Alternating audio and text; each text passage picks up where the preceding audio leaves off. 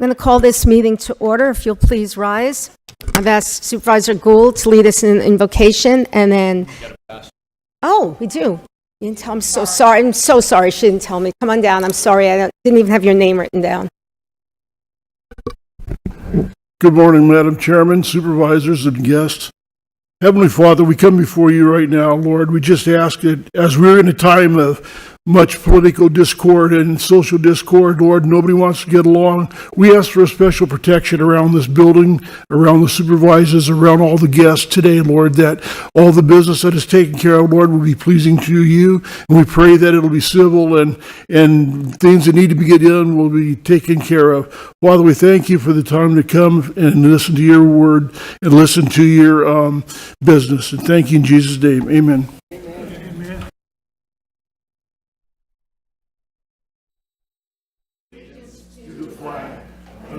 States of America, and to the republic for which it stands, one nation under God, indivisible, with liberty and justice for all.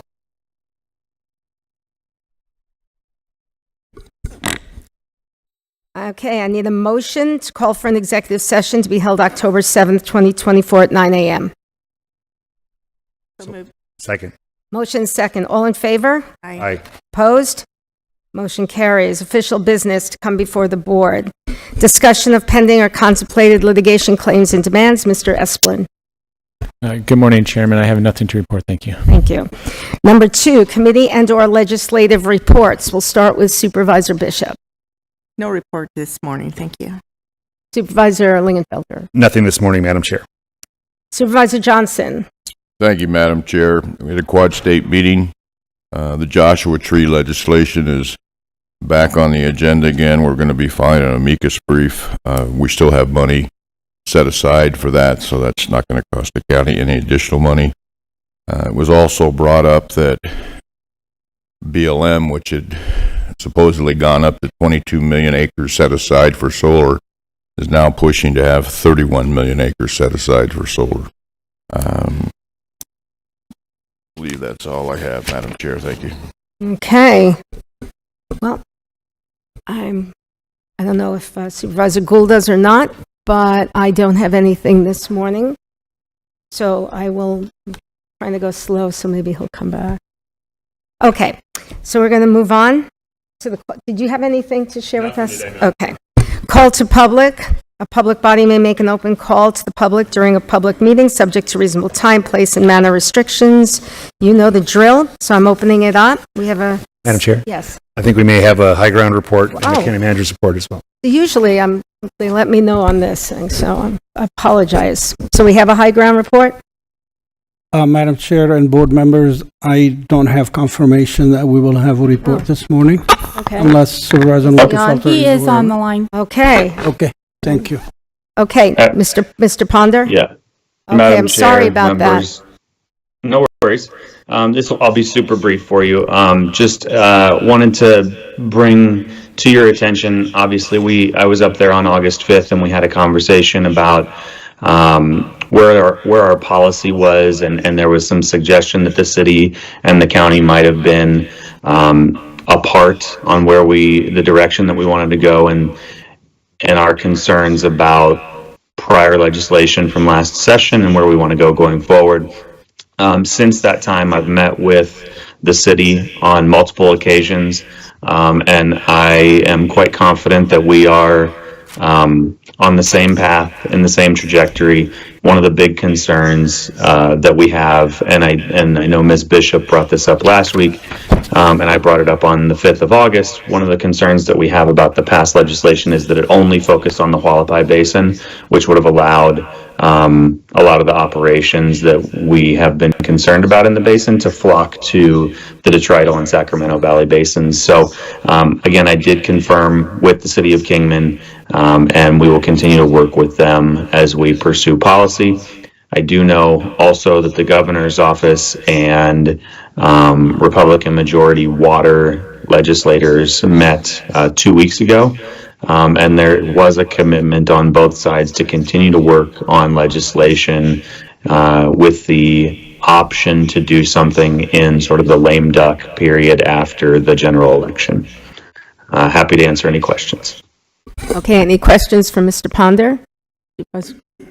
Madam Chair, I would just add that I've also been meeting with the city of Tucson as well, or not Tucson, city of Kingman, excuse me, and we are in lockstep on our water legislation. Thank you. Okay. Anyone over here? Supervisor Gould, Johnson? Nothing? Okay, thank you very much. Thank you. County Manager's report? Good morning, Madam Chair and board members. I do not have a report today. Okay, thank you. And now, again, we're going to open the call to public. I do have several people signed up. Let's start with Debbie Cleveland.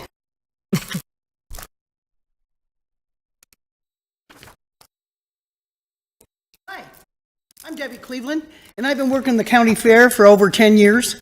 And this last year, I took the year off. I needed to take a time out. So anyway, I was a little disappointed with the amount of entries that we had this year. And the main reason was because we did not get fair books done. I have been delivering fair books for quite a few years to all the schools, and we have to get them out in the 1st of May so that the teachers can figure out what they're going to do with the kids' projects coming up. That works out, and then when I'm delivering, I deliver everywhere. And then I have to go back 2 weeks later, and then finally when the entries come in, that way the teachers have time for the whole summer to figure out what they're going to do. And that way we have quite a few entries. We have them all different ages and everything else, and then there's a lot of homeschool kids that get involved also.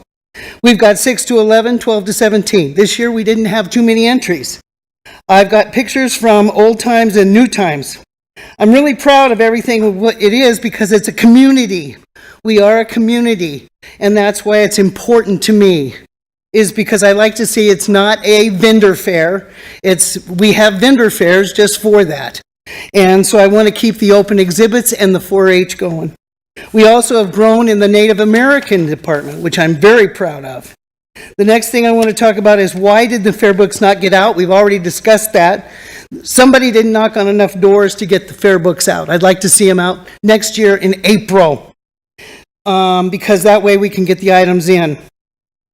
This year, we didn't get enough judges. And the judges, they are professional judges, not just a person somebody off the street. They know what they're looking at and they know how to judge and so forth.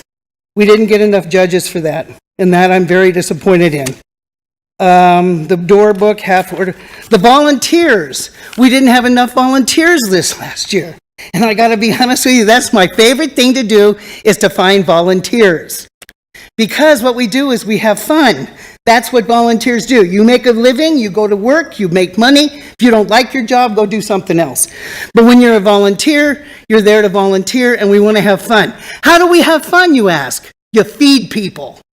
And I have round tables at the fairgrounds, and I have Joe bring me the round tables, and we all sit at the round tables, and every year we get together and we talk, and we reestablish old friendships and new friendships, and it's fun. And I want to have food next year. I'd like to have food. Now you ask me, where do I get the food? Well, this is a community, right?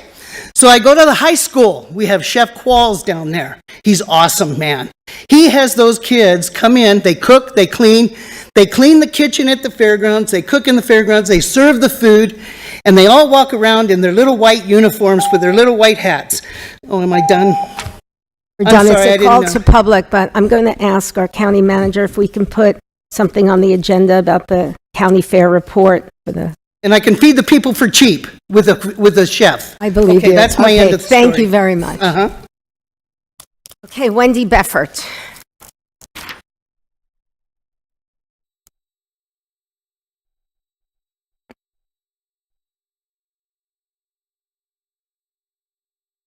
Good morning, all. I'm Wendy Beffert from Yucca, Arizona, and I am here because my husband handed me this letter this morning, and it's a letter that he wrote to all of you a year ago, almost to the day. And what he did at that time, he put you on notice that he was going to be up here every call to the public for 3 minutes at a time, exposing the criminality, the illegal activity and stuff during the COVID debacle, the big lie of COVID. I told him, you should read this, as a reminder, because I don't think it's ever been read into the public. He said, would you mind doing it for me? Would you mind reading it?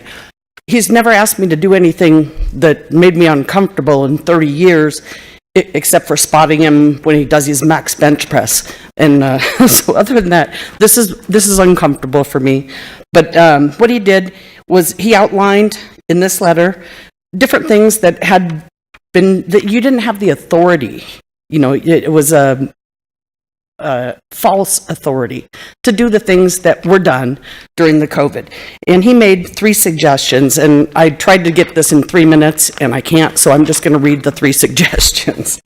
It says, whether you accept that this was the greatest crime ever perpetuated against humanity or not, I really don't care. It begins with an acknowledgement that you individually and collectively made mistakes, primarily against constitutional and moral law. I'll expose the lies and deception. As a result, you have caused harm in ways that are measurable quantitatively, qualitatively, economically, socially, and psychologically. You can figure out the legal gymnastics to reduce liability. Your attorneys did it during COVID, which I intend to expose, and they can do it now. He wanted an acknowledgement similar to the proclamation that declared Mojave County a constitutional sanctuary county, with a little bit of tweaking. I think he included something at one point about the COVID-19 vaccines, which is the 3rd thing. The immediate removal of what are now scientifically known to be mRNA lipid nanoparticle biological agents. This was a year ago, masquerading as a vaccine that continues to cause great harm and death to the people of Mojave County. The fraudulent Biden administration, CDC, and FDA just approved these weapons to be administered to children and infants. This is the real reason I will be speaking for those who cannot. These bioweapons need to be removed and banned from administering to anyone until your health department director can provide empirical evidence to support the continued use. Your legal team and bean counters can sort through the continued lost benefit of such a bold leadership move if they choose. I would recommend they do not delay any longer to avoid any additional human losses and liability. And that was his letter. Thank you. Thank you very much. Mr. Beffert.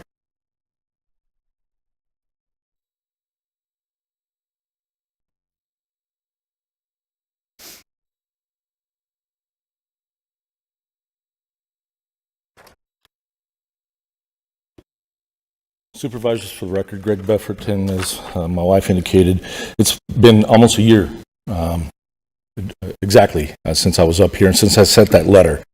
And I kept true to my word. We exposed that you've been lied to, that this was a psychological operation more than anything else. You were causing harm. You didn't have the authority to do what you were doing, and we've acknowledged all of that. Now, I used this last time here, and one of the biggest problems is that you don't have an understanding of moral law, the principle on which the Constitution is written, natural law, objective morality. I use this illustration. Don't blame me, blame Congress. I don't make the laws, I just enforce them. I'm just following orders. I just voted for the lesser of 2 evils. Those are all, in every one of those circumstances, are people who don't understand the objective difference between a right and a wrong. Objective morality. They pass the buck. You ask people, do you understand the objective difference between a right and a wrong? Do you know where our rights come from? Who gives us our rights? And you get blank looks on people's faces. They can't articulate it. They don't know. It doesn't come from man or man's law. Then you ask them, for those people that want to, use the Nuremberg defense, Buster, I was just following orders. Well, then you ask them, who's more morally culpable, the order giver or the order follower? It's always the order follower because they're the one that carries out the action. The question isn't, are they morally culpable? It's who is more morally culpable. There are degrees of culpability. They try to, the order givers try to lessen their karmic consequences for their actions by making the order followers do it. But it's always the order followers. And whether it's in law enforcement or whether it's you up here. It's always the order followers. You don't know the objective difference between a right and a wrong. There's several meanings to it. A right is, it's correct, it's based in truth. It also has a moral implication. It's in harmony with natural law. A wrong is, it's incorrect, it's not based in truth. Immoral action is in opposition to natural law. The best way to describe what our rights are from a wrong is by using the apophatic method, telling you what you cannot do. And there's 7 of them: murder, assault, rape, theft, trespass, coercion, and deception. And the government committed all of them during COVID-19. Every single one of them. That makes you complicit as representatives of the government. And I ask for simple things. I'll be back. Thank you. Chris Rodarty, and then Scotty McClure, and then Kenny Works.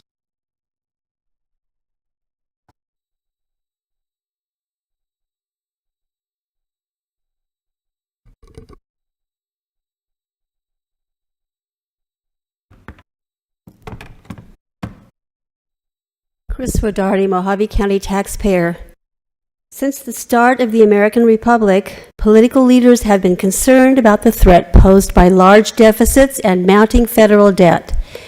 In a 1790 letter to Henry Lee, James Madison wrote that, quote, "I go on the principle that a public debt is a public curse, and in a representative government, a greater than in any other." Anti-federalist Brutus made a similar point, writing, "I can scarcely contemplate a greater calamity that could befall this country than to be loaded with a debt exceeding their ability ever to discharge." Thomas Jefferson said he considered, quote, "public debt as the greatest of the dangers to be feared," and he warned that in order to preserve the people's independence, we must not let our rulers load us with perpetual debt. What is the national debt today? Well, it's an ongoing clock. But the last time I looked at it, $35,277,991,334,386. That's $104,707 per person. And what is Mojave County's debt today? $150 million. On today's agenda, we see the usual spending in full display. Nothing out of the ordinary, nothing glaringly unusual, but proceed with caution. Item 30 deserves immediate attention. Interestingly, it took an inquiry from a concerned citizen to prompt the county's investigation of some $34,000 of incorrectly reported employee mileage reimbursements. Situations like this remind us of our responsibility as tax-paying citizens to pay attention and call out irregularities as they occur. Kudos to those who did so in this case. As I have been speaking, our national debt has risen another $2 million. Lest we forget, the county contributes to this staggering number by accepting federal grants, loans, ARPA cash printed out by the Fed. The list goes on. Let us not forget the words of our founders regarding perpetual public debt. Ignoring this public curse will be to our peril. Thank you. Thank you. Scotty McClure, then Kenny Works, and then Jennifer Esposito.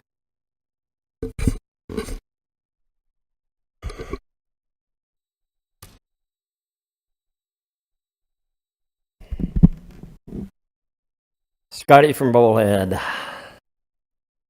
I got a thing here from the Mojave County Republican Central Committee.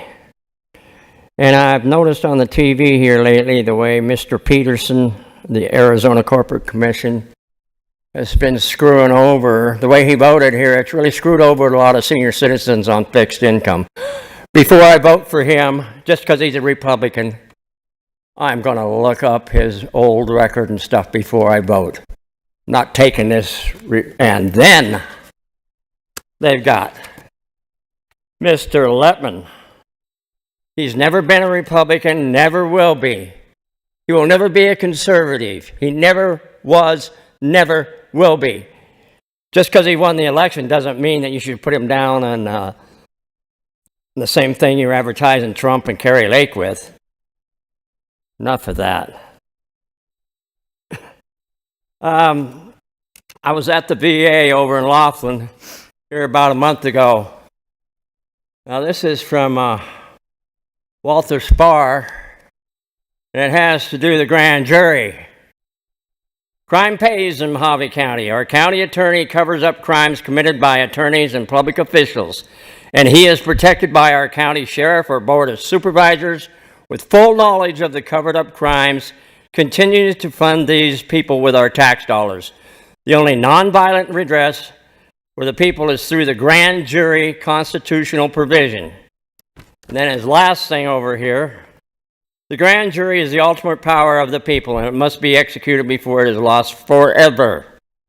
I think we've already lost it here. Contact the Board of Supervisors and demand that they adopt the proposed grand jury ordinance that they have been sitting on for over a year. Put that on your agenda. Now, oh, this was in the paper. This was on a Wednesday. I was over at the VA. I stopped and got a copy of this. He paid to have this put in there in the newspaper. I don't know if you can call it really a newspaper anymore, but whatever. I went to the Bullhead City or County Library, and guess what? It was not in there. It was taken out along with all the other ads. So I don't know. I want these ads and the stuff when they put the newspaper up there. I want this stuff in it. You shouldn't be throwing away stuff that is cutting you guys down and complaining about you guys, the grand jury, etc., and the board of supervisors. This should be left up there on the stand for me to see it. It was taken out.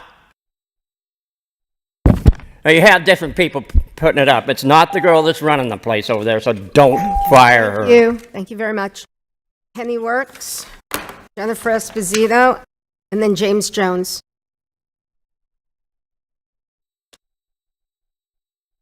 Kenny Works, Yucca, Arizona.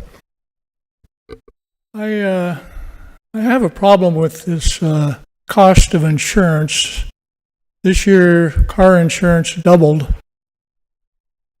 The policy didn't show any increase in coverage. What's that called? It's more than inflation. Put me out of the game. Just all of a sudden double car insurance, and we got that notice right after property taxes. There's no way I could pay that. I'd like to quote Taki Theodorakopoulos. I'm writing this from Athens, the birthplace of democracy, where 2,500 years ago, Athenians had the intelligence to understand that such a form of government could only work if they limited voting rights to intelligent men capable of distinguishing truth from falsehood. They were very wise, those Athenians. They even elected their leaders by drawing lots. They knew that a politician accepts power reluctantly and uses it sparingly is only to be found in myths. Athenian democracy failed when the city-state lost a 10-year war against Sparta, a military oligarchy that had proudly and joyfully sacrificed her king and the best warriors to save all of Greece from the invading Persian hordes. Humans are not predisposed to democratic living. We are assertive and imposing our wills on others.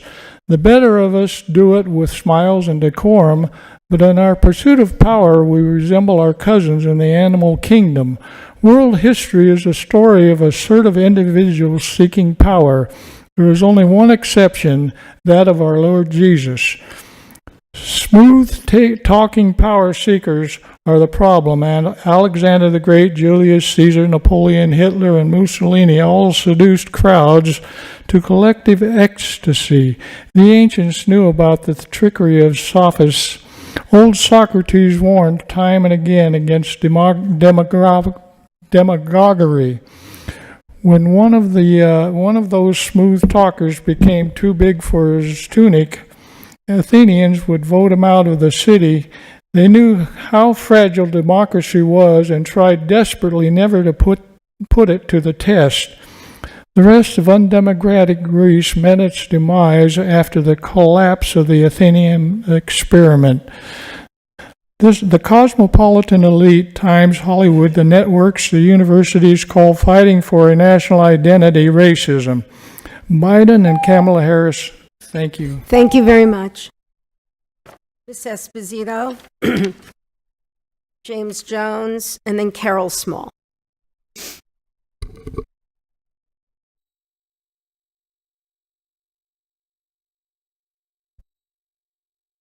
Thank you, Jennifer Esposito, Kingman.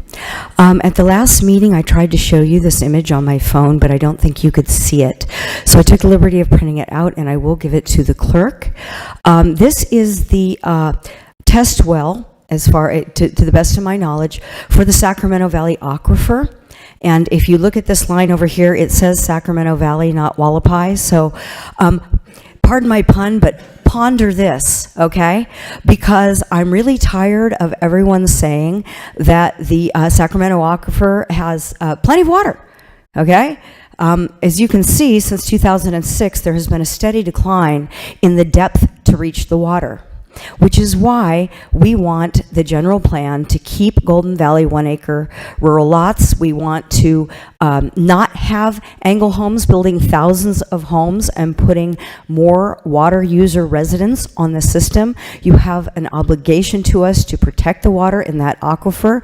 Kingman has wells in that aquifer. It's my understanding they're not using them at the moment, but they could, depending on their situation with the aquifer up at Red Lake. So I just wanted to make sure that you had a copy of this. I would also like to thank you very much for repealing the anonymous complaint to county departments thing, because a couple of weeks before the primary election, a rabid supporter of Supervisor Bishop filed another crazy complaint against me with a county agency, except this time her name is on the file. So that means that I get to sue her, which I'm very excited about. So thank you for stopping these politically motivated sorts of attacks on candidates. It was done to Logan Marsh.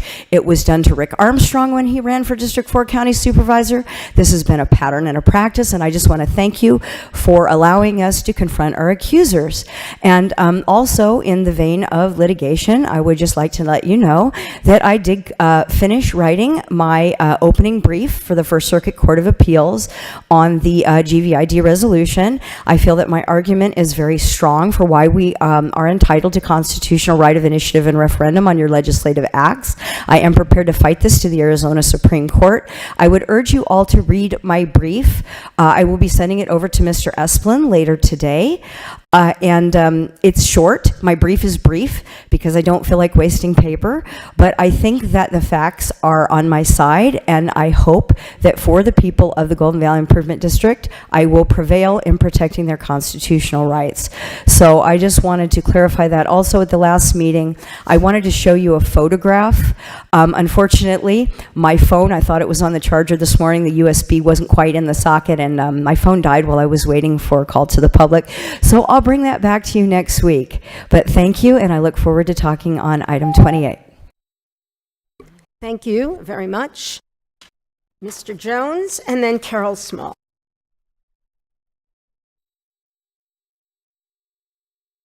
Good morning, Board of Supervisors and comrades. My name is James, Kingman, Arizona, Sovereign. I would like to thank Representative Ron Gould for his personal efforts to get legal decision on getting rid of the illegal voting machines and restoring our hand count method without any machines. I hope the court can be, a court case can be filed and appealed. I do know that many people want these machines gone, and they want them gone now. We must march forward with the effort and make it very clear to the globalist sham legal system we are not going to put up with them much longer. I think there are many other positions we can take to make it clear to the illegal bar terrorist judges that we are being deprived of our right to vote in a way that is secure without vice or fraud. I grew up with hand counting of votes. It was a lot safer than a pre-programmed machine. The companies that own these machines lease them to the president of Venezuela. Some of their employees are now behind bars for many illegal acts. Any county attorney that has refused to represent this county needs a new job. Thank you. Thank you very much. And Carol Small.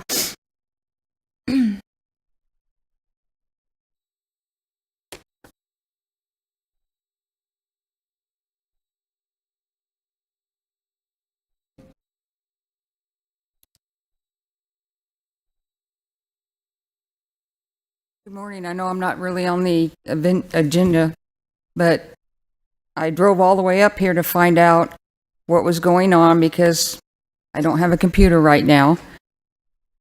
I'm about the power plant that's down in Mojave Valley that's being scheduled to do. I don't want it. 90% of the people that we've talked about say no. We've sent letters to all of you. From what I understand, they were emailed. And I hope that you listen to us and see what's going on. I just renewed this morning that they've got another piece of property that they're going to do, which is basically adjacent to the one that we're fighting right now. It's kind of like, we still don't want it in the valley.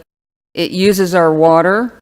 Our wells will end up dry because 90% of the wells in that little area where I'm at is only 80 feet deep. What happens to our water? Where do we get to eat it?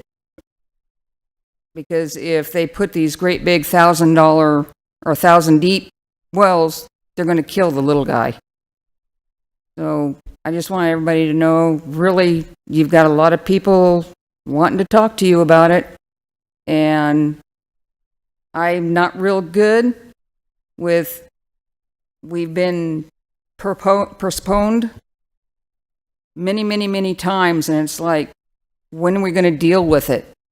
Are you going to wait until we get to the point we don't have the money to drive up here every week or every month, and then it'll go wherever they want it to go without anything to us? The power from that plant, from what I understand, doesn't even get anything from Mojave Valley Bullhead area. All that power is supposed to be going somewhere else. And I just don't want it. A lot of us don't want it. Please listen to us. Thank you. Thank you. Okay. Anyone else like to speak at call to public? Okay, seeing none, I'm going to close the call to public. We have a presentation on new tax bill design by our treasurer, Sue Ann Mello.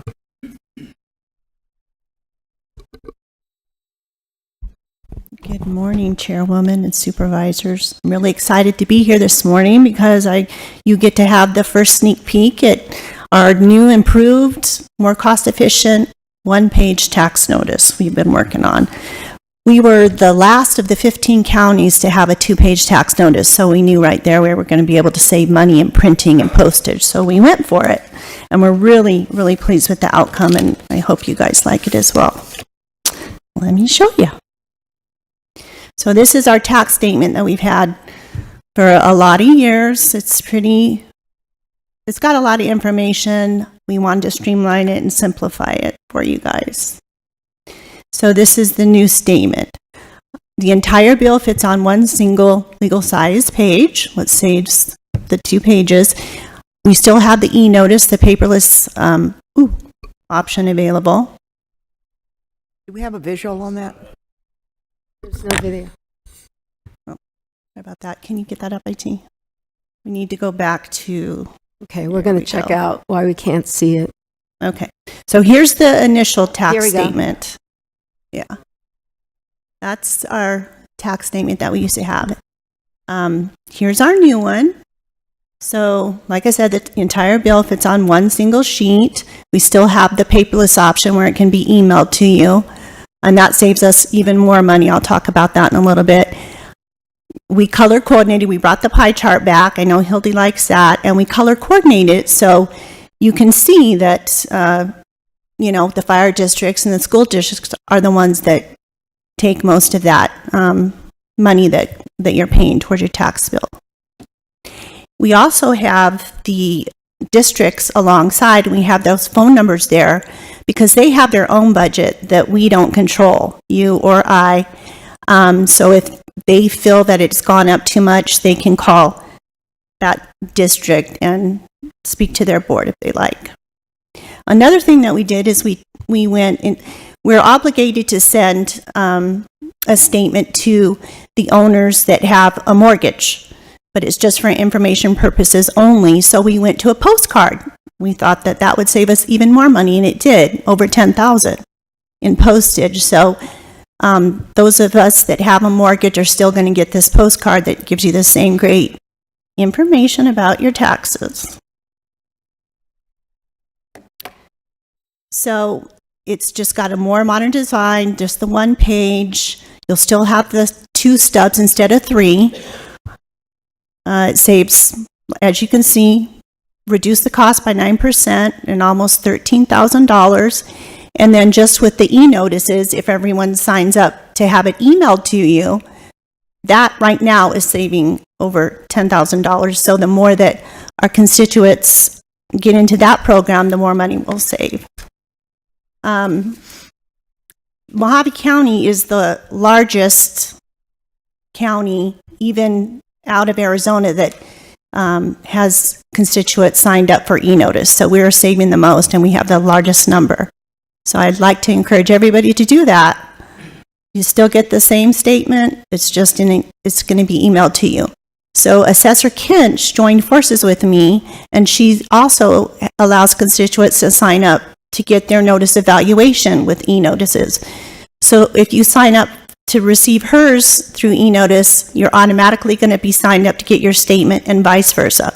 If you sign up with me to get your statement emailed, you're going to get Assessor Kinch's notice evaluations emailed to you as well. So that concludes. I hope you guys are happy with it. And do you have any questions? Any questions? Supervisor Gould. Thank you, Madam Chairman. How do you sign up for the e-notice program? You can go to our website, the treasurer's page, and it'll give you instructions, e-notice. You're also going to get that information, let me go back here, on your tax statement. You see in the upper right corner, it says go paperless e-notice. You'll get a code, the green and yellow, upper right. I do. You'll get a code on your statement, and you can sign up for next year. So there's 2 ways. Thank you. Is there a pie chart on the postcard that goes to mortgage properties? No, there is not. We didn't have room for the pie chart. There's your postcard that'll go out to the mortgage, but you can still see we give you the number, the amount, the percentage. So Most of our folks can visualize the pie chart within their head. yes, I guess they'll have to. You can put visualize a pie chart. Yes. Thank you, Okay, so I want to just say one more thing. So just signing up for e-notice, a statement that we have to, this one-page statement with printing and postage is about 70 cents, even with us paring down to the one page. But e-notice is 2 cents. So I really encourage everyone to do that, okay? Okay. Madam Chair, Yes. I just want to say thank you to Treasurer Mello for chasing after best practices modernization. I think that the breakout, which is color-coded, is very helpful. A lot of citizens don't understand just how small the percentage of the total tax bill is Mojave County. All of those others, or there's many others on the tax bill that have their own separate elected boards. And if you're not happy with the tax rate that taxing authority is levying, then you can always go to their meetings and voice your concerns there. But I think that's a great display. Thank you. That is exactly right. One more thing, the back of the bill is going to have the same great information, how you can pay, point and pay, where you can mail your payments to, our Dropbox location, so that'll be the same. Okay? Okay, Supervisor Bishop, you have anything? No, good job. Well, I want to thank you for that pie chart. The pie chart had been there when I first took office in 2012, and I think in 2014, the last treasurer, to save money, which is so funny because you're saving more money, you still have it in, took it out. And I think that to have that visualization is very important. When people come to my office to talk about their tax bills, it's just always nicer to have a pie chart where you can go through it. Yes, people can visualize it, but Yes. it's when it's in your face like that, it's just better for people to understand. So thank you very much. Okay, I just want to remind everybody those tax bills are going out in a couple weeks. Oh, good. Thank you. All righty. Next is the consent agenda. The following items listed on the consent agenda, items 5 through 26, will be considered as a group and acted upon by one motion with no separate discussion of said items unless a board member so requests. Supervisor Johnson. Nothing, Madam Chair. Supervisor Gould. Thank you, Madam Chairman. Number 24 and 25. Supervisor Lingenfelter. Nothing this morning, Madam Chair. Supervisor Bishop. 13, please. 13? Okay, so I need a motion to approve consent items 5 through 26, less 13, 24, 25. So moved. Second. All in favor? Aye. Opposed? Okay, motion carries. Item 13. This is to approve FY 2023-24 end-of-year interdepartment transfers to the limited court and constable. Supervisor. Thank you, Madam Chairwoman. I just want an explanation as to why these departments are in the deficit with their budgets, specifically the constables. Chairman, Supervisor Bishop. So with the constables, we've had, we budget for an average health insurance cost. And so if you have an employee who is maybe utilizing the family plan, which costs more, that can drive the health insurance costs up. In the case of the constables, that was the issue for the North Canyon constable. In the case of the Surbat constable, same thing, it was health insurance.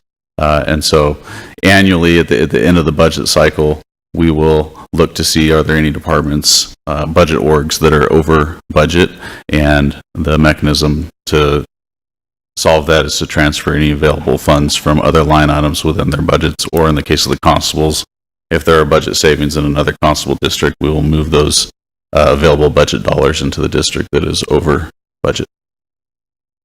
It's a standard process we do every year. All right, thank you. That's all I have. I have a question, Madam Chair. Yes, Supervisor Johnson. We've had these constables the whole time. Their family situation hasn't changed, has it? Shouldn't their health line item be the same? Supervisor Johnson, I'm not sure, but that generally what drives the health insurance costs up is if they change their health insurance options. It's also possible we had a constable that wasn't utilizing the county health care before that then began to utilize it. Thank you. Okay. Anyone else? Need a motion? Motion to approve. Motion second. All in favor? Aye. Opposed? Motion carries. Item 24, Supervisor Gould. Thank you, Madam Chairman. I'm just curious what we're doing here. We're going to vote that the flood control district supports the free trade zone, and that the television district supports the free trade zone. But what about the library district and the holiday lighting district that we also sit on? It seems rather ridiculous that we're going to send ourselves a letter to say that we support the free trade zone both as the flood control district and the television district. I'm assuming somebody's going to lug these letters around and impress somebody that these other boards have also endorsed this, but these other boards are us. So I just find it a little ridiculous. Sure. Anyone out there? Madam Chair and Supervisor Gould, it really is a requirement. Our Board of Supervisors did approve the free trade zone application to move forward. One of the conditions is that letters of recommendation or approval from other taxing authorities, such as the flood control district and the TV district. You're right. The Board of Supervisor is the sitting board for these other districts, and the library, which is not here today, is forthcoming. It's just a matter of and the lighting district. So it's just a formality that needs to go through, just to ensure that you, wearing the hat of the board of directors for the flood control district or the TV district, have approved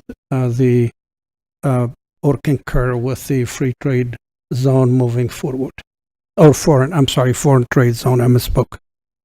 Thank you. So I was just too quick. The library and the TV district and the lighting district, I guess, was to follow. I just find it ridiculous. All right, well, Motion to deny on 24. anyone second? Hearing none, motion dies. New motion? Motion to approve. Second. Motion second. All in favor signify by saying aye. Aye. Opposed? Motion. Oh, okay, that's right. 4-1. Item 25. Thank you, Madam Chairman. Same argument. Motion to deny. Any second? Hearing none, motion fails. I need a motion. Motion to approve. Second. I have motion second. All in favor? Aye. Aye. Opposed? No. 4-1. All right. Now we'll go on to the public hearings. Item 27 was pulled, I believe, by the applicant. So we'll go on to item 28. I'm opening the public hearing. This is discussion and possible action to approve or deny the conversion of the Golden Valley Improvement District from a county improvement district to a domestic water improvement district governed by an elected board of directors. And let's see, and if the board approves the conversion, select the number of directors to serve as the board of directors, appoint members to serve as the board of directors of the district, and approve the adoption of resolution number 2023-179. This was continued from our October 16th meeting. Yes, we have one person signed up to speak, Jennifer Esposito.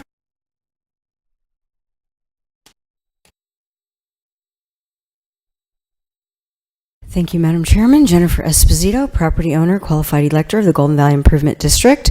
I believe it was a year ago in August when you first started this process, and both Supervisor Lingenfelter and Supervisor Gould spoke in the affirmative, as in, like, when you guys have control, not if, but when. And then in the first meeting, I believe it was of October, you didn't have a number of board members or names to put in that, so you tabled it for 2 weeks, and then you went into executive session at the following meeting, came out, and Supervisor Johnson moved to table it until today's meeting. So at the last go-around with this, I believe that the signatures turned in and letters in favor, etc., were, if I recall correctly, and I could be wrong, either 3-1 or 4-1. So when this came back up, I've been a little bit busy with some other things, but I did take the liberty of driving around for, I don't know, 2 or 3 days, and I got more signatures. Now, I could probably sit out there at the water fill station, which I haven't tried yet, and I could probably get, I don't know, 50 signatures a week for the next 20 weeks. But the problem is that most people that I've talked to actually do think that the ideas that we have on how to run the district and save money are better than the way that you guys have been doing it. What I have right here is the 5-year plan that GVID has on file with the state. I'll bet you guys have never read it. You should have read it. This is a separate corporation. It should not be rolled into the budget and treated as a county department. None of the 5 districts should be. This is a separate corporation. It has separate requirements. None of you own property in the district. None of you have skin in the game. I don't blame you for not taking an active interest like those of us who do have skin in the game. But that's the problem. I think it was December 5th of 2022, you approved sweeping $562,900 of GVID money into the well number 3 project. Then you allocated $1.7 million worth of ARPA funds to drill the well. The bid came in at $900,000 and some change, and surely the $700,000 is more than enough to complete the pump station building. So I still can't even figure out, where's our $562,900? Is it on a ledger? Is it in a separate bank account? Because maybe when you approve the resolution, the district wasn't broke after all. We found out that the $290,000 that staff said we were losing every year for the last several years was an imaginary made-up number for depreciation of the decades-old infrastructure. That's absurd. That came out in court. You guys don't know. You're letting staff lead you around by the nose like a steer or a pig. And that's wrong. You have a fiduciary responsibility to the people of this district, not to treat it so lightly. Those of us who pay for the water, who are dependent on watering our gardens, our trees, have a vested interest. Please give it to us. Thank you. Thank you. Is there anyone else who wishes to speak on item 28? Okay, seeing none, I'm going to close the public hearing. Madam Chair. Yes, Supervisor Johnson. Madam Chair, I would make a motion to continue this until the litigation is settled. We have 2 lawsuits that are going forward that the county could be liable for. Okay, so the motion to continue. Second. We have a motion and second. It's just a continuation until all these things, Until no the lawsuits definite. are- Okay, so we have a motion and second. Any further discussion? Hearing none, all in favor signify by saying aye. Aye. Opposed? No. Okay, motion carries 4-1. Regular agenda. From Public Works, discussion possible action, acknowledge receipt of and refer to Public Works a petition to the Mojave County Board of Supervisors requesting that West Bell Drive from North Aztec Road to North Bacoby Road, located in the Golden Valley area, a distance of approximately 1 mile, be accepted into the Mojave County road system for regular maintenance, subject to meeting all applicable requirements and subsequent board approval. Motion to approve. Second. We have a motion and second. Any further discussion? Hearing none, all in favor? Aye. Opposed? Aye. Motion carries 4-1. Number 30, discussion and possible action. A, corrective actions and payment for up to $32,000 to remediate tax years 2021 through 2024 for affected employees involving mileage claims and to satisfy the county's federal and state tax liabilities for the same years, including payment of penalties and interest. To start for executive session, if anyone wants that. Okay. Good morning, Chairman Angus, board members. Nothing has changed since the last meeting when we discussed this item. I will point out, I'm not sure why it didn't show up on the electronic board action. There is a Part C to that motion, and that was to the board's discretion of whether they wanted to approve a policy exception moving forward. The only thing that I will add is that financial services does need to pay the county's tax bill related to this item by this quarter's tax filing deadline, which is the end of October. And so I would just ask that action be taken this morning with regard to Part A of the motion. If the board chooses not to approve the higher amount, then financial services will move forward with paying the minimum, basically the non-grossed up amount with our quarterly tax filings. Okay. If we delay any further past that tax filing deadline, the county will be subject to additional penalties and interest. So this is needed in order to minimize whatever the county's liability is. Is there any questions for Mr. Moynihan? Supervisor Bishop? I'm a little confused with this because in the past, I know that this board has been required to pay back funds that we thought were justified, only to find out from the finance director that they were not chargeable to our county budgets. And in my case, I purchased some coffee pods for my office. When constituents come in, I offer them water or coffee, and I thought that was a legitimate excuse to purchase out of my budget. I was required to pay that back. If you'll recall, I believe you're the one that told me that I had to pay it back, and I did. And apologize for not understanding that that was a personal expense and not an office expense.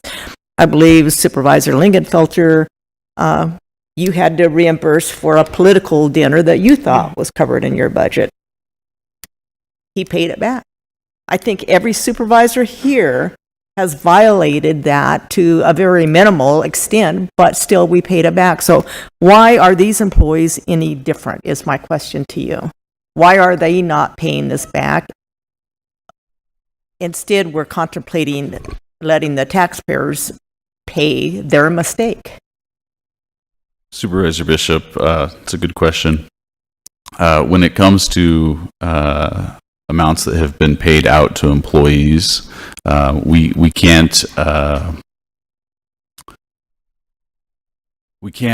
go back and change what was done, and so that because these, according to the IRS, according to the regulations, should have been considered as taxable fringe benefits, there's a tax bill due to be paid by the county. I have no authority to negate that tax liability. It does need to be paid to the federal government. With regard to the employees, that's a board decision. That's why we're bringing this to the board for the board's decision. It's not a staff level decision for me to tell an employee that we're going to go back 3 years and require them to pay back thousands of dollars. The second part of this motion with regard to policy and asking for clarification to policy, that portion of the agenda item was developed in conversation with our Human Resources Department as well as the County Attorney's Office. And the result of those conversations was that there does need to be a clarification made to policy. Further, there was we don't believe that there was any ill intent on the part of the employee. And it's a little bit, I think, just different in that this is compensation versus expenses non-related to compensation. Okay, so there was no ill intent when you went back and had Supervisor Lingenfelter pay for that dinner, and that was 3 years later. So I'm not comprehending the difference here. If we have to pay back things that were purchased without any intent to defraud the taxpayers, why is this different? And I know you explained it, but I am not accepting that explanation. I don't know how the other board members feel. Okay, Supervisor Gould. Thank you, Madam Chairman. Folks, employee-employer relationships are different than coffee. We have both a moral and a legal obligation to reimburse this money. For 6 years, finance told my two assistants that this was a reimbursement. Now we've found out that this is a taxable fringe benefit. It's not fair to go back and tell them to pay the taxes on that at this point. It was the county's mistake. It wasn't the employee's mistake. It wasn't my assistant's mistake. It wasn't Judge Williams' mistake. It was the county's mistake. And it's the employer law is different than offering somebody a cup of coffee that we weren't supposed to do. The things are uncomparable. If we don't do this, we're going to end up in a legal situation because it's our mistake. It's the county's mistake. It's not the employee's mistake. Okay. Thank you. Before we go on, I do have somebody signed up to speak that I'd like to get up here, and then we'll go back. Pam Smith.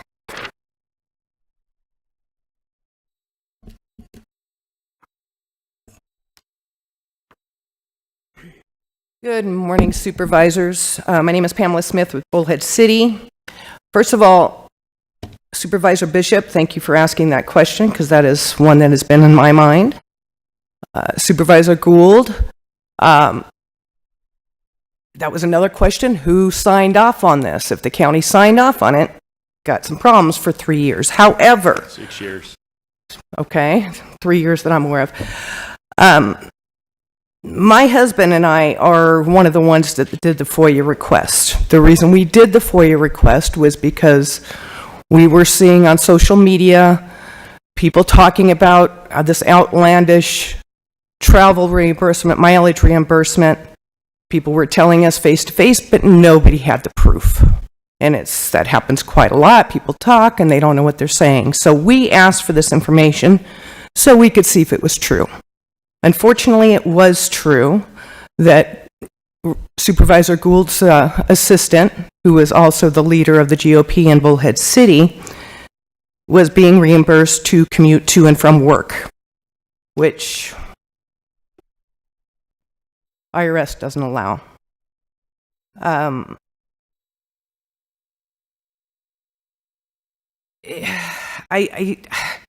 The county was in a travel freeze, and yet we were reimbursing $600-700 a month to somebody to commute back and forth to work. That just seems a little absurd. In the private sector, if your employer overpaid you by error, regardless of theirs or yours, you pay it back. And I just don't think it's right that taxpayers should pay not only the $30-something thousand that was reimbursed inappropriately, but then an additional $30,000 to $40,000 to pay taxes, fees, fines, and give them a boost in their pay so they can pay their back taxes. Doesn't sound right to me. Thank you. Thank you. Okay. Chairman Angus? Yeah. I had the clerk hand out a letter to the rest of the board that I received from a concerned, dedicated county employee that brings up these same concerns. So I wanted everybody to get a copy of this. You may have already gotten one addressed specifically to you, but I wasn't sure. So that's what the letter was that I had the clerk give you. Thank you. Chairman? Yes, Mr. Esplin. If I may. So early on in this process, our office was asked to analyze the issue and look at the issue. And the way that I see it and the way that I continue to frame it and what our office has always framed it as is, to us, there's the county policy and then there's the IRS policy, and they don't mesh. And to me, that's where the problem is. So I read the county policy, and the policy that we're talking about is 6.2.6E, and it's county employees cannot be reimbursed for mileage while driving their vehicle between their home and their main or regular place of work. Period. Stop. And so as I read that, my interpretation of that is that there was no violation of the county policy by these employees. But that does not mesh with what the IRS is saying. The IRS is saying, hey, no, this is a taxable fringe benefit, and so therefore it has to be taxed. That's why our office is advocating that we modify the policy so the policy is consistent with the IRS policy. And at the same time, we also believe that the county should pay for these because the employees were not at fault of this. They were following the county policy. And just to be clear, this is an incredibly unique situation that really, really only applies to a very small, minute number of people, specifically 2 people, where they have offices where they have a main office, but then they also travel to another location. If it's temporary, then the county would be paying the reimbursement. But here, was it temporary or not? It was not clear from the policy. So that's, again, why we asked it to update the policy. And so that's why we're recommending that the county pay for those things, because the policy was not consistent with what the IRS policy is. And so that's the position we've taken on this. Madam Chair. Yes. Thank you, Madam Chair. I'd like to ask Director Morney, and maybe you know the answer to this question, maybe you don't, but I'm still confused as to how there could be a delta for 6 years between what county policy says and what IRS policy says. How does that happen? Chairman Angus, Supervisor Liebenfelter. As far as the policy goes, I would need to, refer that to our Human Resources Director. Human Resources is the one that comes up with the county's policy. But he's not the one that is our financial services director, and this has to do with money. Correct. But when it comes to the policy, and I think as Attorney Esplin has said, the difference between the county policy and the IRS policy is that the county policy does not specifically, spell out as it is today that an employee can have more than one main regular place of work. That's the change that we are. Sure. Allow me to refine my question. Any county policy that has to deal with money, does that go to the financial services department to review financial implications, IRS implications, tax implications, all of the implications that have to do with money? Supervisor Lingenfelter, yes, you are correct. And so, sorry, I misunderstood your question. So in this case, at least for the past 2 years, when I've been the financial services director, that's on me. We made a mistake. When we became aware of the mistake, we did the research, and now we are proposing the action that is needed to correct that mistake. And that's where thank goodness this is only affecting 2 employees. I mean, because this organization has a lot of employees. But I think when you go to work for an organization, the employees come to work with I guess, an assumed level of trust that financial services is looking at these things, HR is looking at these things, because we're not experts in everything, right? We're experts for the jobs that we're hired to do, and then we have to depend and trust each other as fellow employees to make sure that everybody's compliant. I mean, everybody has their job, everybody has their specific expertise to form this larger, greater organization, right? And so if I were in these positions and I was coming to work for 6 years, what you allow, you encourage, and you basically have an assumption, well, this must be appropriate because our professionals in HR are saying this is fine, and our professionals in financial services department is fine, and our professionals in the county manager's office is saying this is fine, and all the professionals that I have to depend on for 6 years have been saying that this is this is okay. And now all of a sudden, we're coming back and saying no, and it's already inconvenient that they're going to have to go back and amend their tax returns in any circumstance. But possibly they're going to be on the hook for $10,600 is the last number that I saw. And I don't think that that's fair. I think that most important, we have to correct the policy. As Attorney Esplin said, that's the most important thing out of all this. But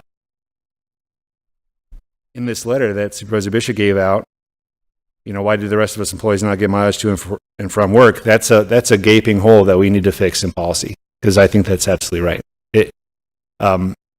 You allow for one employee, you have to allow for everybody, or you don't allow for anybody. So that's something we have to fix. But I think that it's incumbent upon the county to say, look, this is only one employee or 2 employees, and we're going to make you whole. We're not going to say that you've been coming faithfully to work every single day for 6 years, and now all of a sudden, guess what? You've got a $10,600 tax liability, and you have to revise your tax returns.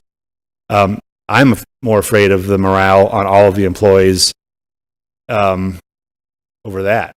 If I come to work for 6 years and then my employer basically just, screws me like that, I mean, that doesn't bode very well to me.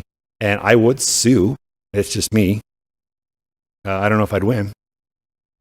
It's hard to fight the government, as we all know. But I support, I think it's A or item 1B or option B. That's where I stand on this right now. And then we don't ever have to address this anymore because we're going to fix the policy. Thank you. Okay, Supervisor Bishop. Just to further my comments, there are 5 administrative administrative assistants that are employed by the elected county supervisor. I think 4 of them make about the same salary within pennies. This 5th supervisor is actually kind of getting a benefit that the other ones don't, and a financial boost. And it's totally unfair. I think the other 4 administrative assistants have every reason to be upset about this. Are we going to give them a Christmas bonus this year to equal what the taxpayers are going to pay for this one oversight that's been going on for years? And was that oversight going on when Supervisor Moss was elected for District 5? He also had 2 offices. Was his assistant getting paid this fringe benefit that is currently going on? Can you answer that? Supervisor Bishop, our research didn't go back that far. When we were initially made aware of this, we looked into District 5, into the records there. When it came to the current administrative assistant, we looked at those records, and then I looked at the predecessor as well, but those records went back to 2018. And so from the time when District 5 was created with 2 separate offices, which I believe is 2012 or 2013, we did not look at those going back that far. According to the IRS, we have an obligation to correct records going back 3 years, and so the look back period that we looked at to see what had been going on was about double that, about 6 years. But that's the only indication of mileage reimbursements that we found in the financial records. So will the IRS allow for the setting board of supervisors, the other 4, to give an appropriate equal bonus to our administrative assistants to make that equal? Is that allowed, or is that considered coffee? Supervisor Bishop, I don't believe that state statute allows for Christmas bonuses to county employees. As far as the IRS goes, anytime that you compensate an employee, whether that is for the regular pay, whether it's reimbursements, or whether it's a bonus, unless there is a tax exclusion that allows that employee to exclude that from their taxable income, then they have to pay taxes on it, and the employer as well has to withhold taxes on that and submit them to the federal government, state government, etc. I'm just saying, to make this fair, I want to do something for my administrative assistant that's comparable. And since my term only goes to the end of the year, I could, within my budget, give her a substantial increase in pay for the next 3 months to make it equal with this other one, which is totally ridiculous, and I don't intend to do that, but you've got to be able to see where the other supervisors are going with this. I mean, what's good for District 5 should be good for District 1, 2, 3, and 4. So I can't support this coming out of general funds. It just doesn't feel right. Yes, Supervisor Gould. Thank you, Madam Chairman. I just want to remind the members and the taxpayers that my budget consistently has been in the middle of the 5 different districts, and I run 2 offices. I do that by running a tight ship. I don't send my assistant on frivolous trips for 2 hours a day. The reason that I have my assistant travel between the 2 offices is so that I have a professional assistant. Otherwise, I would have part-time assistants that wouldn't have benefits, and then they would be constantly looking for a new job. And I would have a constant flow of part-time assistants, and that would not serve my constituents well. The reason that I have 2 offices is because the Board of Supervisors made a district that has half the population lives 40 miles from the other half of the population. That's why I have 2 offices, for the convenience of my constituents. Half of my constituents live south of Interstate 40, the other half live north of Interstate 40. These people are employees. When they get hired, they assume that we know what we're doing and that we're going to pay them correctly. They don't go research laws to make sure that they're being paid correctly, because employees are not that type of people. They assume that we're going to pay them correctly. No other assistant has to travel 4 hours a week. this is what I negotiated with her when I hired her, and we fully felt that this was a reimbursable business expense. So did finance, so did HR, not just my assistant Valerie, my assistant Barbara also. I think once again that we have both a moral and a legal obligation to pay for these back taxes. Thank you. And I make a motion to adopt 30A. Okay, I'd still like to be in discussion about this. Could it be it's an anomaly, and the two employees both work, one is an elected official and one works for an elected official. I was always under the impression that as we have a budget and we can do what we want with that budget. And so I was even kind of surprised. First of all, a lot of things about this surprised me. You know, when we were going through our whole hand-wringing about the budget and not letting people travel for jobs, and let alone being reimbursed for commuting, I just think it's unusual that no one actually talked about this or was aware of it or said, hey, if no one can travel, how come I'm being reimbursed? But that's water under the bridge. Point of order. Can I finish what I'm saying, please? It's a point of order. You have to recognize it. Okay, go ahead. We banned out of county travel. Thank you. Okay, when Supervisor Lingenfelter, when you were going up to, you had to curtail your trips up to Colorado City because of the travel ban. That you couldn't be reimbursed. Is that true? Or are you being reimbursed for that? Madam Chair, when this board adopted that travel ban, I made sure to specifically inquire if that would preclude me from traveling up north, or if that would still allow me to travel up north. It still allowed me to travel up north, but I did curtail trips. If there's any district office that would be, I'd use the word deserving of two offices, it's District 1. District 1 is 65% of Mojave County. It's 8,700 square miles. Half of my population is south of the Grand Canyon. The other half of my population is north of the Grand Canyon, 4 hours away. But I support the fact that every single supervisor that is elected by the people to serve that district, they're going to decide how best to run their district. And I don't think you can compare districts because they're all so different. And we go through this very comprehensive budgeting process every single year. And as a board, we adopt the budgets for every single department, every single elected official, including all of our district offices, which includes how that supervisor wants to run their office. So if one supervisor wants two offices, that's great. I just think we need to fix the problem. And I don't need two offices because I've found in the last 2 years a way that works to have a bunch of online meetings, but also to travel up and to make sure that I'm still getting FaceTime with the people in Beaver Dam, Littlefield, Colorado City, Centennial, I mean, all those places, because they deserve that level of representation, just like people south. Okay, so back to the issue at hand here.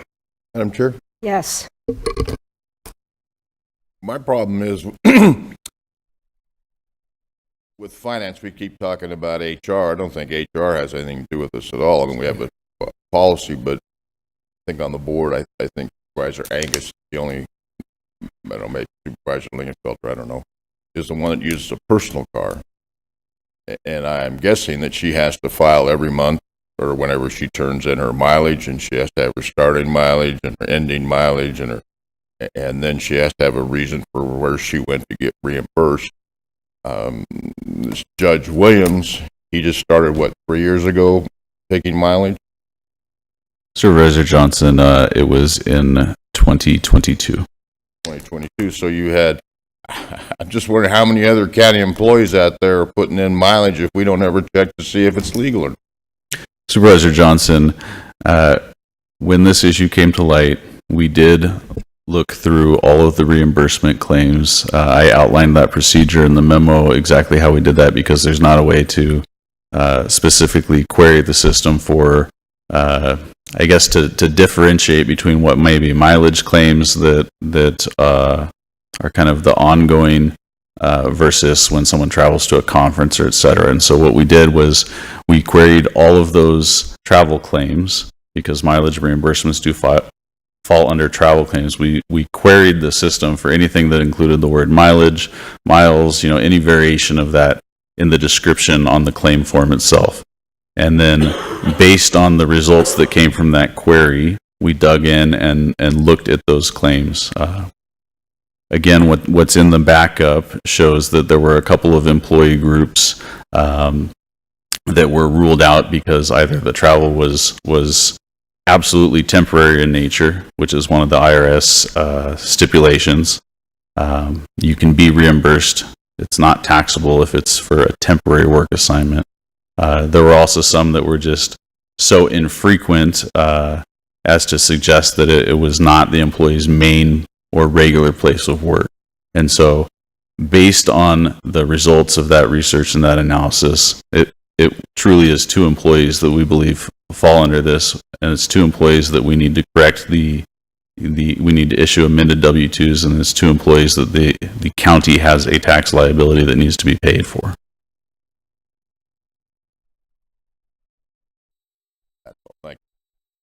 Supervisor Johnson, for the record, I do not get reimbursed for driving around, only like 50 miles or more. So this year with our travel ban, I think I spent. Oh, no, I wasn't saying that. I was just saying that you have to file the form and you have to say your starting mileage, your ending mileage, the reason you went there. I wasn't saying you were driving around charging mileage. Okay, just wanted to make sure. Okay. All right. Board? So we do have a motion on the floor. We have a motion? Yes, we need a second. Okay, we have a motion. We need a second. Madam Chair, Yes. may I ask the clerk to read that back? It was a motion to adopt 30A. Madam Chair? Yes. May I clarify with Supervisor Gould? So there's, on this first part, there's option A, and then there's an option B. Option B is to pay the employer liability and to gross up. Option A is to just pay the employer liability. Is he saying he's voting for option A or option B? I'm confused. Chairman Supervisor Langenfelter, I think B is the changes to the reimbursement that we're going to have to take a look at also. I don't believe it's option A or option B. I think it's item A, B, and C. Yeah.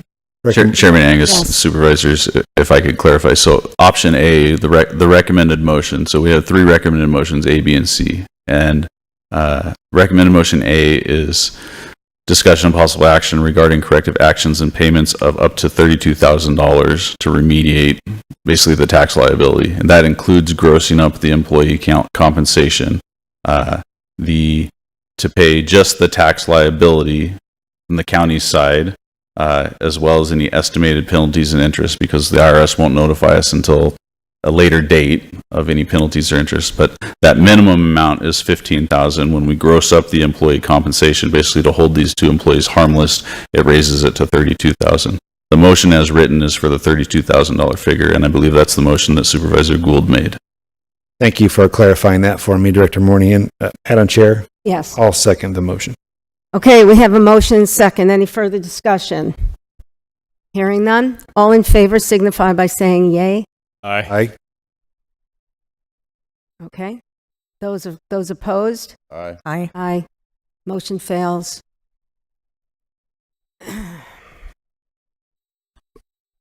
Chairman, if I might just request, so motion B is to make the amendments to policy. So I don't know if the board would like to consider that at this time, but that is something that absolutely needs to happen to remove any ambiguity from the current county policy. I'll second. We have a motion. Aye.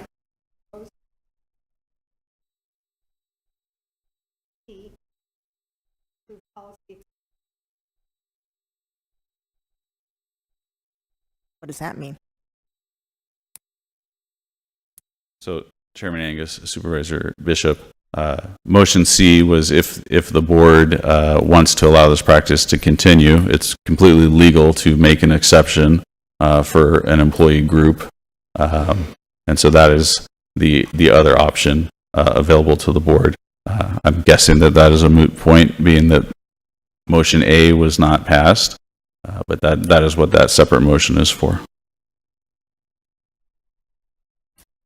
And Chairman and board members, just to be clear, with motion A not passing as written, Financial Services is going to move forward with paying that $15,000 tax liability, which we're legally required to do so. Madam Chairman, I don't think you have the authority from the board to do that. Supervisor Gould, it's a legal liability that we have to do. The county is legally obligated to pay those taxes. Wrestling.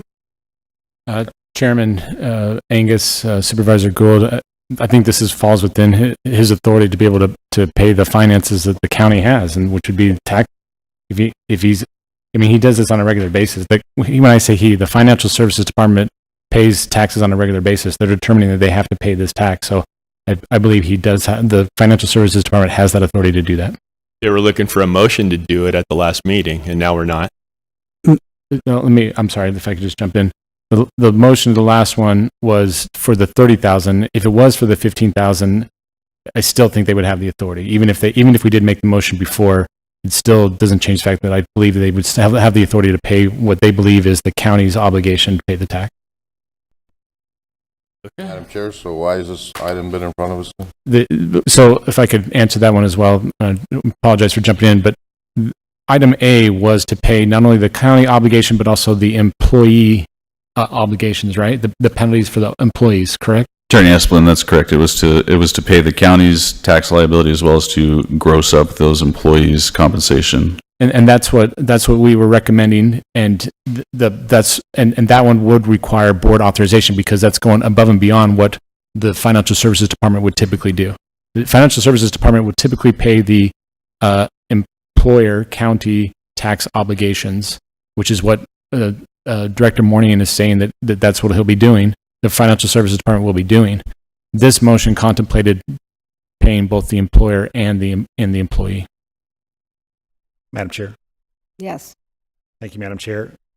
Attorney Esplin, just to dot the i's and cross the t's, would it be cleaner to have a board action instructing them to go forward with just satisfying the county's tax liability on this? You can do that if you want. You could do that in A if you wish, but it would just be the employer obligation and not the employee if you wish to do that. Yeah. Madam Chair, if you'd entertain a motion, I'd make that motion just to be clean. Okay. Second. We have the motion second. Any further discussion? Madam Chairman. Yes. I'm going to support this motion, but I'm still in protest that only because we have to pay the obligation and not because I've changed my position. Okay. Madam Chair, what can you tell me what the motion is now? Supervisor. And didn't Supervisor Lingenfelter lose on the vote? Now he can't reconsider it. This isn't a reconsideration of the same vote. Sure. Madam Chair. It's a different. This isn't a reconsideration of the same vote. This is a different.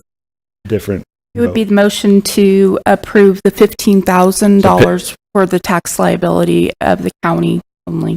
Chairman, the clerk is correct. The motion would be payment of up to $15,000, and that's to remediate the county's tax liability for the tax years 21 through 24, as well as payment of any penalties and interest that we're notified of at a later date. And I believe $15,000 will cover any penalties or interest the IRS sees fit to levy on us. Yeah, I think it was done just to make it cleaner, that we approve that instead of just putting it back on them. They're approving something he's going to do with or without us. I don't get that at all. I can't support that. That's all right. Thank you. Chairman Angus. Yes. Just a point of clarification, if we approve this, the county will pay their part of the tax bill. Will the employee then have to reimburse the other part? Supervisor Bishop, that's a good question. So with approval of this motion of payment of up to $15,000, the county will pay its tax bill, and then we will issue amended W-2s to those employees for the years in question. Once they receive those amended W-2s, the employee is obligated by IRS regulations to file an amended tax return for those tax years. So dependent upon what each one of those employees' individual tax situation is for those tax years, they will have, a varying degree of additional tax that they need to pay.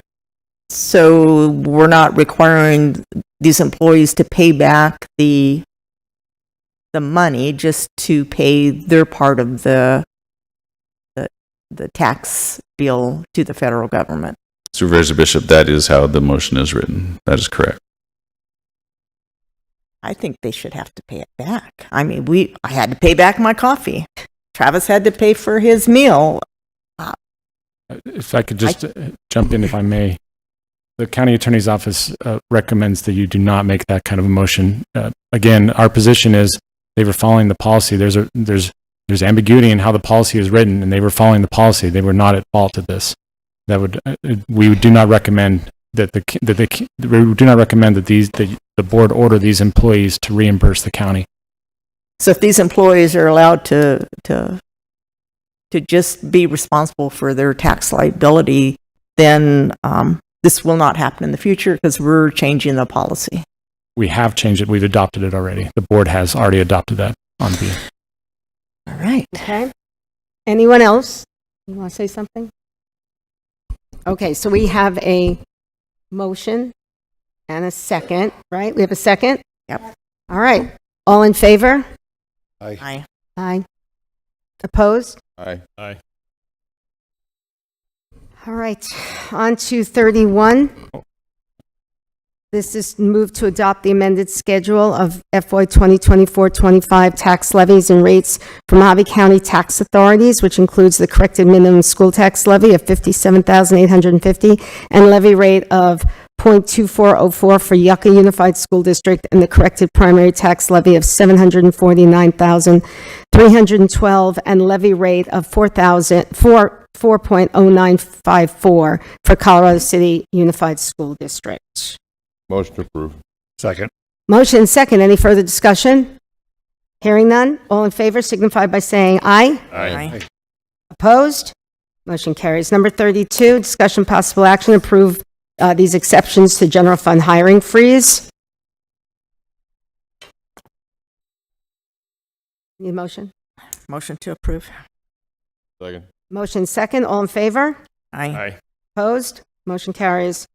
Item 33, approve Amendment 1 to the funding agreement between Mojave Valley Fire District and Mojave County for the distribution of ARPA funds for the creation of a P25 simulcast radio infrastructure project that encompasses the areas of Mojave Valley Fire District, Oatman Fire District, and Golden Shores Fire District, and authorize the chairman to sign the amendment. Chairman Motion to Angus. approve. Second. Oh, did you, any further discussion? Did you have something to say? I sure did. Oh, okay. I just wanted to thank Supervisor Gold for including Oatman, which is in my district, in his generosity with the ARPA funds, and I'm in support of it. Very good. Okay, so we have a motion second. All in favor? Aye. Opposed? Motion carries.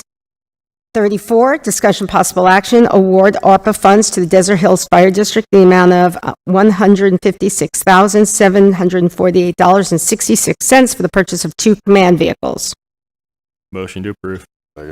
Motion second. All in favor? Aye. Opposed? Motion carries. 35, discussion possible action, instruct staff to begin researching the process to convert the Mojave County Sheriff's Facility located in Mojave Valley into the Mojave County Morgue.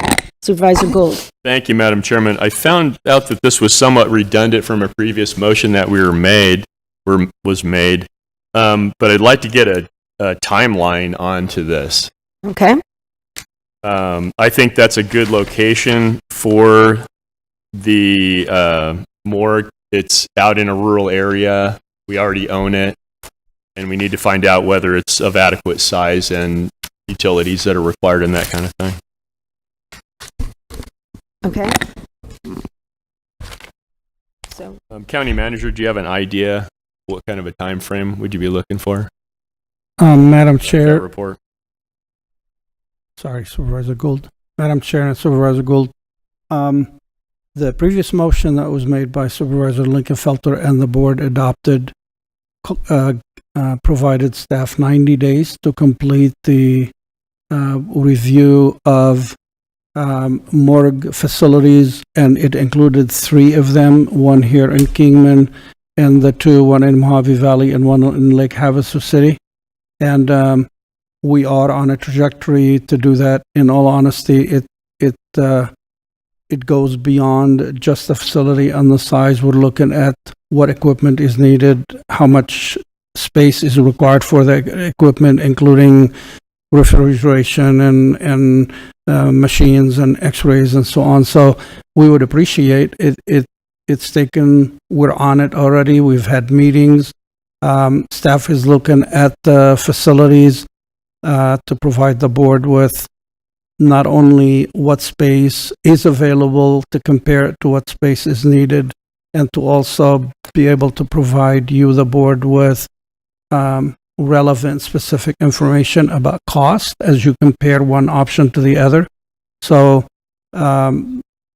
we would appreciate continuing on that trajectory and not making it any shorter if it's acceptable to the board. Madam Chairman, I'm going to move that the board take no action on item 35. Okay. Madam Chair, Yes. if I could just also comment on that previous motion was made by me and it was actually seconded by Supervisor Gould. All right, so we're going to just move on. Item 36, discussion possible action, instruct the election department to follow ARS 16-608A when transporting ballots from polling centers to the central counting place. Supervisor Gould. Thank you, Madam Chairman. We found out from a report from one of the citizens that worked in the polls that the ballot boxes were only being collected by one individual. State statute requires that it's collected by two individuals. In the voting, the manual that's put out by the Secretary of State says that in, I believe, extenuating circumstances, it can be picked up by one. But I think our policy should be that it's picked up by two people. Okay. Is anybody, you want to hear from anybody? Sure. Okay. There he is. All right.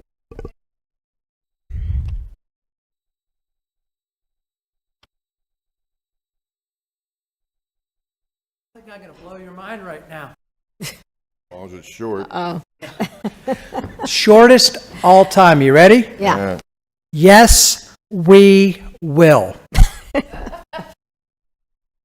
I'm good with it. Okay. Second. Motion second. All in favor signify by saying aye. Aye. Opposed?